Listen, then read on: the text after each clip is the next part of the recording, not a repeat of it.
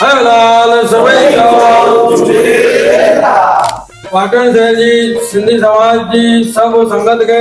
ॿुधाईंदे ॾाढी ख़ुशी थी थिए कि 30/3/2025 रविवार जो चेटीचंड आहे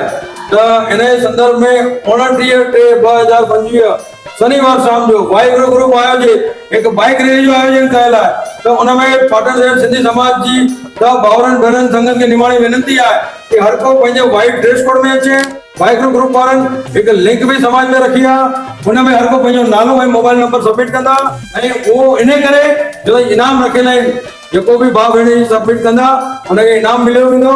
ऐं बाइक रैली 5 बजे फिट झूलेलाल मंदिर खां निकिरी मेन बाज़ार मां थी करे श्यामा मुखर्जी पार्टी प्लॉट ते पहुचंदी उते पहुची करे बम्पर ड्रॉ जो आयोजन थींदो। विनंती आहे कि पाटण शहर सिंधी समाज जा सब भाउर भेनर में जोड़ाइजनि। तंहिंखां पोइ 29 तारीख़ राति जो ई माताजी चौकी जो भव्य आयोजन कयल आहे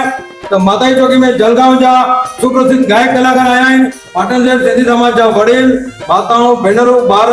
सभु अचिजो ऐं माताजी चौकी जो लाभ वठिजो ऐं तंहिंखां पोइ राति जो प्रसाद जो भी आयोजन कयल अथव त सभु हिन जो लाभ वठिजो। हरे लाल सभई